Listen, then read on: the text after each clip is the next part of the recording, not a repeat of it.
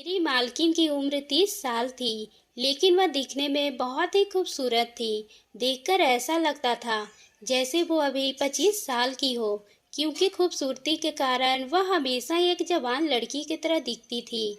एक दिन मैं सहन में पोछा लगा रहा था, तभी मेरी मालकिन बाथरूम से नहाकर बाहर आई थी। उनको भीगे बालों में देखकर मेरे अंदर कुछ हलचल सी होने लगी और मालकिन भी मुझे देखकर मुस्कुराने लगी। ये देखकर मैं अब बेकाबू हो गया और मैं अपनी मालकिन के साथ। मेरा नाम रोशन है और मैं अभी 24 साल का नौजवान हूँ। हम दो भाई बहन अपने माँ के साथ एक छोटे से गांव में रहते थे, क्योंकि मेरे पिताजी की 10 साल पहले ही एक बीमारी की वजह से मौत हो गई थी। तब से मेरी माँ हम दोनों भाई बहन को अकेले ही पाल पोस के बड़ा किया था। मेरे पापा के चले जाने के बाद मेरे घर की स्थिति बहुत ही खराब रहने लगी।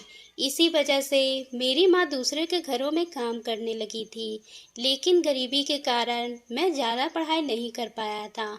बस गांव के स्कूल में ही थोड़ा बहुत पढ़ाई किया था, लेकिन मैं अपनी बहन को पढ़ाना चाहता था, इसलिए मैं भी काम करना शुरू कर दिया। और मैं देख रहा था कि माँ बहुत ही ज़्यादा परेशान रहने लगी थी। उनकी तबीयत अब हमेशा ही खराब रहने लगी थी, लेकिन फिर भी माँ ज़बरदस्ती काम करने चली जाती। मैं बार बार माँ से कहता था कि तुम घर पर ही रहा करो, ताकि तुम्हें कुछ आराम मिल सके, पर वह कहती थी घर पर रहूंगी तो पैसे कहाँ से आएंगे।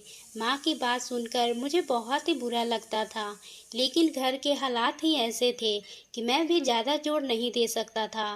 पर मैंने भी अपने कुछ दोस्तों के साथ मजदूरी का काम करना शुरू कर दिया। मैं अपने दोस्तों के साथ काम पे चला जाता था, जिससे मुझे कुछ पैसे मिल जाते थे, लेकिन जितने पैसे मुझे मिल रहे थे उतने से घर का खर्चा बिल्कुल भी नहीं चल पाता था। इसलिए मैं शहर जाने का फैसला कर लिया और मैं अपनी माँ को इस बारे में बात किया, तो वह मुझे शहर जाने नहीं देना चाहती थी। लेकिन मैंने माँ से कहा, अगर मैं शहर नहीं जाऊँगा तो अपनी बहन की शादी कैसे कर पाऊँगा, क्योंकि यह मुझे जितने पैसे मिलते हैं उससे तो घर का भी खर्चा चलाना बहुत ही मुश्किल है। फिर बहन की शादी कैसे हो पाएगी। माँ मेरी बातों को अच्छे से समझ गई और फिर उन्होंने मुझे शहर जाने की मंजूरी दे दी। 2-3 दिन बाद मैं अपना थोड़ा सा सामान लेकर शहर की ओर निकल गया। शहर पहुंचकर मैं काम ढूंढना शुरू कर दिया, लेकिन मैं ज़्यादा पढ़ा लिखा नहीं था, इसलिए मुझे अच्छी नौकरी नहीं मिल सकती थी। इसी तरह भटकते भटकते मुझे कई दिन हो गए, लेकिन मुझे अभी तक कोई काम नहीं मिल पाया था। मैं ऐसे ही उदास होकर एक चौराहे पे बैठा हुआ था, जहाँ पर बहुत से लोग का आना जाना होता था। तभी मुझे किसी के पुकारने की आवाज़ सुनाई दी। जब मैं पलटकर देखा, तब एक सुंदर सी औरत मुझे आवाज़ लगा रही थी। मैं दौड़ते हुए उनके पास चला गया और वह औरत मुझसे मेरा नाम पूछने लगी और कहने लगी, मैं देख रही हूँ कि तुम कई दिनों से यहाँ वहाँ घूम रहे हो, क्या तुम्हें काम चाहिए। उनकी बात पर मैंने कहा, हाँ मुझे काम की ज़रूरत है। मैं एक छोटे से गांव से इस शहर में नौकरी की तलाश में आया हूँ। मेरा नाम रोशन है। मैं इस शहर में किसी को जानता भी नहीं हूँ। वह मेरी बात सुनकर मुझे गौर से देखने लगी। वह औरत यही कोई 25 साल की दिख रही थी, लेकिन उनके चेहरे पर बहुत ही मासूमियत झलक रही थी। वह दिखने में एकदम से कमाल लग रही थी। तभी उन्होंने कहा, तुम अगर काम करना चाहते हो तो मेरे घर चलो, मैं तुम्हें काम देती हूँ। मैंने कहा, जी मुझे तो काम करना ही है। फिर मालकिन मुझे अपने साथ अपने घर लेकर चली गई और घर पहुंचने के बाद मैंने देखा कि उनका घर काफ़ी बड़ा और अच्छा दिख रहा था। वह कहने लगी, रोशन आज से तुम मेरे घर पे काम करोगे, तुम्हें रहने और खाने की भी सुविधा दी जाएगी, लेकिन तुम्हें घर का सारा काम वक्त और अच्छे से करना होगा। मैंने कहा, मालकिन मेरी तनख्वाह। मेरी बात पे वो कहने लगे, इसकी फिक्र तुम मत करो, यहाँ तुम्हें अच्छे पैसे मिल जाएंगे। मैंने देखा कि घर में सिर्फ अकेली मालकिन ही दिख रही थी। तब मैं मालकिन से कहा, आप यहाँ अकेली रहती हैं क्या। तो उन्होंने कहा, हाँ मैं यहाँ अकेली रहती हूँ, लेकिन आज से तुम इस घर को अच्छे से ध्यान रखोगे, क्योंकि तुम मुझे बहुत ईमानदार लगे। मैंने कहा, मालकिन आप फिक्र ना करें, आपने मुझ पर भरोसा किया है, मेरी इस मुश्किल समय में मुझे काम दिया है, इसलिए मैं पूरी ईमानदारी से अपना काम करूँगा। फिर मैंने झिझकते हुए उनका नाम पूछा, तो वह अपना नाम माधवी बताई, जो बिल्कुल उन्हीं की तरह मीठी थी। और उस घर में आने के बाद मुझे पता चला था कि उनकी उम्र 30 साल है। और फिर उन्होंने मुझे एक छोटा सा कमरा भी रहने के लिए दिया और मैं अपने कमरे में जाकर अपना सामान रख दिया और काम पे लग गया। मेरी मालकिन रोज सुबह 9 बजे अपने काम पे चली जाती थी, इसलिए मुझे उनके लिए वक्त पर नाश्ता तैयार करना पड़ता था। धीरे धीरे मैं अपने काम में व्यस्त हो गया और पूरे घर को अच्छे से संभालने लगा। मुझे माधवी मैडम के यहाँ काम करके बहुत ही अच्छा लगा था, क्योंकि वह मुझसे बहुत ही अच्छे तरीके से पेश आती थी। जबकि उनसे पहले मैं जहाँ गांव में काम कर रहा था, वहाँ कोई इतने अच्छे से व्यवहार नहीं करता था। मालकिन के चेहरे पर एक अलग ही मुस्कान होती थी। धीरे धीरे वक्त गुजर रहा था और मुझे उस घर में काम करते हुए 3 महीने गुजर गए। वहाँ मुझे अच्छी तनख्वाह भी मिल रही थी, जिससे मैं कुछ पैसे अपने माँ के पास भेज देता और थोड़े बहुत पैसे अपने खर्च के लिए भी रख लेता। मैं इतना अच्छा नौकरी अपने हाथ से जाने नहीं देना चाहता था, इसलिए मैं पूरे ध्यान से घर के काम कर रहा था ताकि मुझसे कोई भी गलती ना हो। और मेरी मालकिन जब तक घर में होती थी तब तक वह मुझसे खूब बातें किया करती थी, जिसकी वजह से मुझे ऐसा लगता था जैसे मैं उनका नौकर नहीं हूँ, बल्कि इस घर का कोई सदस्य हूँ। एक दिन रात का खाना बनाकर मैं ऐसे ही बैठा हुआ था, तभी मालकिन ने आवाज़ दिया कि खाना लगा दो। मैं फौरन उठकर खाना टेबल पर रख दिया और खाना उनके प्लेट में निकालने लगा। तभी मालकिन ने कहा, रोशन तुम भी अपना प्लेट निकाल लो और यहीं बैठकर मेरे साथ खाना खा लो। उनके कहने पर मैं भी अपना प्लेट लगा लिया और खाना खाने बैठ गया। खाना खाने के दौरान मालकिन मुझे मेरे परिवार के बारे में पूछने लगी। मैंने कहा कि मेरे घर में मेरी माँ और एक छोटी बहन के अलावा और कोई नहीं है। इस दौरान मैंने गौर किया था कि मालकिन मुझे एक अजीब सी नज़र से देख रही थी। उनकी आंखों में मुझे कुछ और ही नज़र आ रहा था और कहीं न कहीं मैं भी उनके बारे में सोच रहा था कि आखिर इतनी उम्र हो गई है लेकिन अभी तक शादी क्यों नहीं की। यह सवाल मेरे मन में पहले भी कई बार आ चुके थे, लेकिन मुझे कभी पूछने की हिम्मत ही नहीं हुई थी, क्योंकि मैं एक मामूली सा नौकर था।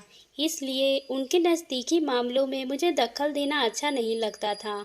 खाना खाने के बाद वह अपने कमरे में सोने चली गई और थोड़ी ही देर के बाद मुझे मालकिन के कमरे से सिसकियों की आवाज़ आने लगी, वह जैसे रो रही हो। ये बात मुझे बहुत ही हैरान कर दिया था, क्योंकि अभी तक तो सब कुछ ठीक था। हम दोनों ने खाना भी खाया था और बात भी अच्छे से किया था, लेकिन कमरे में जाने के बाद इस तरह रोने की आवाज़ आना मुझे बहुत ही अजीब लग रहा था। एक बार तो मैंने सोचा कि उनके कमरे में जाकर देख लूं, लेकिन ऐसे ही किसी के कमरे में जाना मुझे उचित नहीं लगा, इसलिए मैं चुपचाप अपने कमरे में ही बैठा रहा। जब सुबह हुई तो मैंने देखा कि मालकिन बिल्कुल ठीक लग रही थी, लेकिन उनकी निगाह बार बार मेरे ऊपर आकर ही टिकी थी। उनका इस तरह से मुझे देखना कुछ ठीक नहीं लग रहा था, क्योंकि इससे पहले तो वह ऐसी नहीं थी। लेकिन अचानक मालकिन की इस तरह का रवैया मेरे प्रति बदलना, यह मुझे समझ नहीं आ रहा था। उस वक्त मैं उनके नजरे का झटक कर अपने कामों में लगा लिया, लेकिन वह अब मुझसे कुछ नहीं बोल रही थी। वह सिर्फ मुझे ही देखे जा रही थी। फिर वह नहाने के लिए बाथरूम में चली गई। मैं भी हॉल में पोछा लगा रहा था। कुछ ही देर के बाद वो नहाकर बाथरूम से बाहर आई। तभी वो अपने बालों को तौलिए से झटकाना शुरू कर दी। ये देखकर मेरे मन में भी कुछ हलचल सी होने लगी थी। उनका गोरा बदन मुझे उनकी ओर खींच रहा था, लेकिन वह मेरी मालकिन थी और वह मुसीबत में मुझे काम दी थी। इसलिए फौरन मैं अपनी निगाह उनके ऊपर से हटा लिया और दूसरे कामों में लग गया। इसी तरह से 2-3 दिन गुजर गए, लेकिन अब मैं देख रहा था कि मालकिन का चेहरा फीका पड़ने लगा था। हमेशा चहकने वाली मेरी मालकिन अब उदास रहने लगी थी।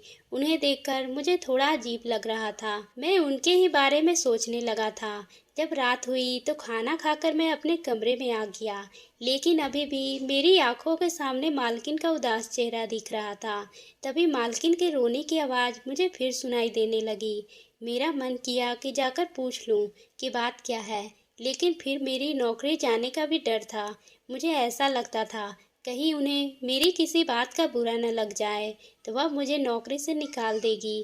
पर मालकिन की आवाज़ मुझे बहुत ही बेचैन कर रहा था, इसलिए मैं उठकर उनके कमरे के दरवाजे के पास खड़ा हो गया और दरवाज़ा खटखटाने लगा। तभी वह आवाज़ आना बंद हो गया, लेकिन मैं दरवाजे पर ही खड़ा रहा और थोड़ी ही देर के बाद जब दरवाज़ा नहीं खुला तो मैं वापस अपने कमरे में आ गया। इस बार मैं कुछ देर सोचा, फिर मैं सो गया और सुबह हुई तो मैं फिर से अपने कामों में व्यस्त हो गया। लेकिन आज भी मालकिन के चेहरे पर वही उदासी झलक रही थी। जब मुझसे रहा नहीं गया तो मैं मालकिन के पास चला गया। फिर उनसे पूछा, मालकिन आखिर बात क्या है? मैं कई दिनों से देख रहा हूँ कि आप बहुत ही परेशान रह रही हैं। पहले तो आप ऐसी नहीं थी, लेकिन अचानक ऐसी क्या बात हो गई है? मेरी बात सुनकर मालकिन मुझसे कहने लगी, रोशन तुम ये सब जानकर क्या करोगे? मुझे अपने हाल पे छोड़ दो और तुम अपना काम पे ध्यान दो। जब वक्त आएगा तो मैं तुम्हें ज़रूर बताऊंगी, क्योंकि तुम अच्छे इंसान हो और जिस पर मैं बहुत ही भरोसा करती हूँ। अपनी मालकिन के मुँह से इस तरह की बात सुनकर मैं चुप हो गया, क्योंकि मालकिन एक अच्छी औरत थी। वह मेरी बहुत ही मदद किया करती थी और फिर मैं इन बातों को छोड़कर अपने कामों में लग गया। लेकिन अब मेरे अंदर मालकिन को लेकर बहुत ही परेशानियां थी। ऐसा लग रहा था जैसे मेरा अब मालकिन के प्रति लगाव बढ़ने लगा था, लेकिन मेरे अंदर उतनी हिम्मत नहीं थी कि उनसे इस बारे में बात करता। आज जब मैं अपने कमरे में था तब मुझे मालकिन की वही आवाज़ सुनाई दे रही थी, लेकिन आज मैंने फैसला किया था कि आज मैं उनके पीछे की वजह जानकर ही रहूंगा। मैं अपने कमरे से निकलकर मालकिन के कमरे का दरवाज़ा खटखटाया और थोड़ी ही देर के बाद कमरे का दरवाज़ा खुल गया। मैं देखा कि मालकिन एक नाइटी पहनी हुई दरवाजे पर खड़ी थी। वह उदास मन से कहने लगी, क्या बात है रोशन, तुम इतनी रात को यहाँ क्या कर रहे हो? मैंने कहा, मालकिन आपकी उदासी अब मुझसे देखी नहीं जा रही है, इसलिए मैं ये जानने के लिए यहाँ आया हूँ। मेरी बात पे मालकिन मेरा हाथ पकड़कर अपने कमरे के अंदर लेकर चली गई। फिर उन्होंने मुझे अपने बेड पे बिठा दिया और मालकिन मुझसे कहने लगी, रोशन मैं एक अनाथ हूँ। जब मैं 7 साल की थी तब मुझे एक आदमी ने गोद लिया था, क्योंकि उसका भी अपना कोई परिवार नहीं था, इसलिए वह मुझे अपने बच्चों की तरह परवरिश दिया। वह मुझे बहुत ही प्यार करते थे। उनके साथ रहने के बाद मुझे महसूस हुआ था कि एक माता पिता का प्यार क्या होता है, क्योंकि वह मुझे एक पिता के साथ साथ एक माँ का भी प्यार दिए थे। तब से मैं उन्हें बाबा कहने लगी थी। धीरे धीरे वक्त गुजर गए और मैं 20 साल की हो गई। मैं दिखने में खूबसूरत थी, इसलिए कॉलेज के लड़के मुझसे दोस्ती करना चाहते थे, लेकिन मैं उन सब से दूर ही रहती थी। दिन इसी तरह से गुजर रहे थे। फिर मेरे बाबा की एक बीमारी की वजह से मौत हो गई, जिसे मैं बहुत ही रोई थी, क्योंकि उस दिन मैं फिर से अनाथ हो गई थी। उनके पास घर था और थोड़े बहुत पैसे भी थे जो अब मेरे लिए छोड़कर गए थे। उनके जाने के बाद मैं बहुत ही अकेलेपन से उदास रहने लगी थी। मैंने अपनी पढ़ाई जारी रखी और इस दौरान एक लड़के से मुझे प्यार हो गया।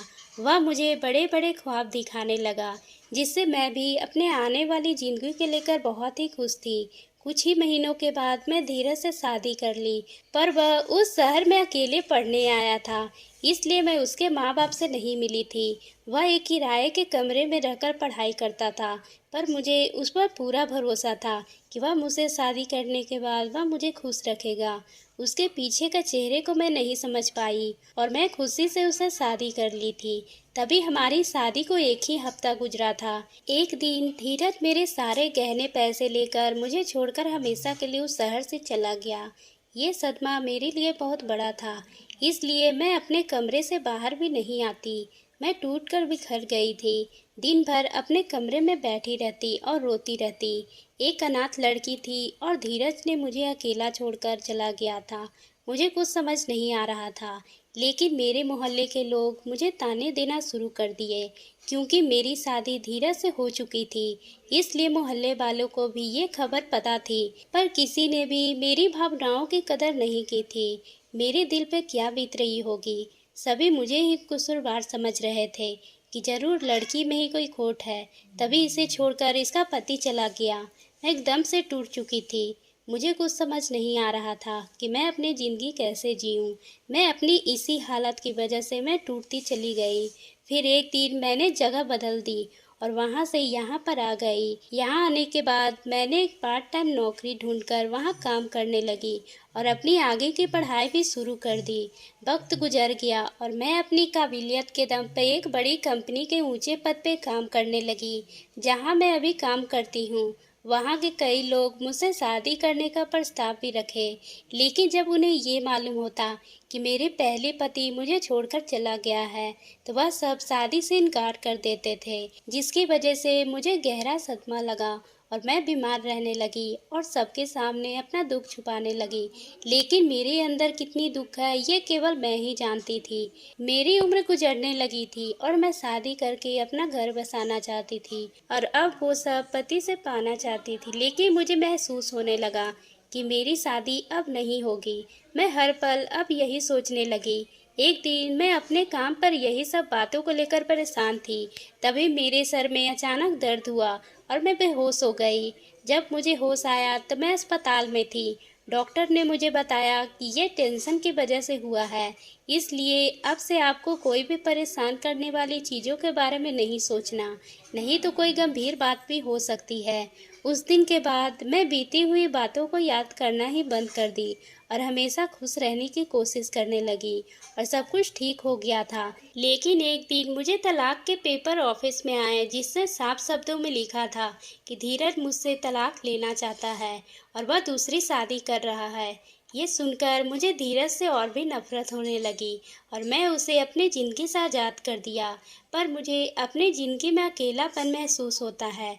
ऐसा लगता है जैसे मैं एक अनाथ हूँ और अनाथ ही रहूँगी। इसी दुख की वजह से मैं अपने आंसुओं को नहीं रोक पाती हूँ और रोने लगती हूँ।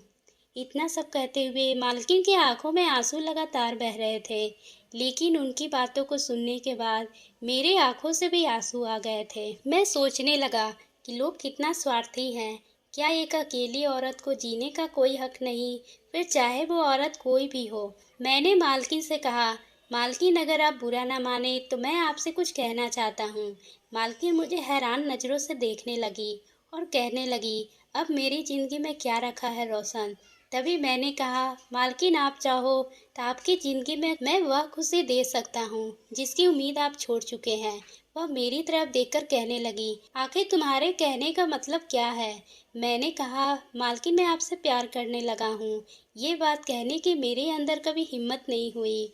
अगर आप चाहें तो मैं आपसे शादी करने के लिए तैयार हूँ। मालकिन मेरा हाथ पकड़ ली और कहने लगी, क्या तुम सच कह रहे हो। मैं पूरे यकीन दिलाया और फिर अगले ही दिन मैं उनके साथ शादी कर लिया। वह मुझसे लिपटकर रोने लगी और कहने लगी, रोशन तुमने मेरी भावनाओं को समझा और मुझसे अपना बनाया। मैं तो उम्मीद ही खो चुकी थी कि मुझे लगा था कि मैं हमेशा ही अकेली रहूंगी। आज मैं बहुत ही ज़्यादा खुश हूँ। मैंने कहा कि मालकिन मैं गरीब जरूर हूँ, लेकिन मैं औरत की भावनाओं को समझ सकता हूँ, क्योंकि मेरे घर में मेरी माँ और बहन है जो मुझसे बहुत ही प्यार करते हैं। मेरी बात पे वो कहने लगी, रोशन अब तुम मेरे पति हो, मुझे अब मालकिन मत कहा करो, तुम मुझे नाम से ही पुकारा करो। मैंने कहा ठीक है। फिर अगली ही सुबह मैंने देखा कि माधवी के चेहरे पर फिर से वही मुस्कान झलक रही थी, जिसे देखकर मुझे बहुत ही सुकून महसूस हो रहा था। तभी उन्होंने कहा कि तुम अपने माँ और बहन को भी यहाँ ले आओ, ताकि मुझे मेरा परिवार मिल सके। अगले ही दिन मैंने माँ और बहन को भी अपने पास बुला लिया। माँ भी माधवी को देखकर बहुत ही खुश हो गई और मैं कोशिश भी यही करता हूँ कि हमेशा खुश रखूँ। तो दोस्तों, आपको ये कहानी कैसी लगी? अगर पसंद आई हो तो आप मेरे चैनल को सब्सक्राइब करना ना भूलें और बेल आइकन को भी प्रेस कर लें।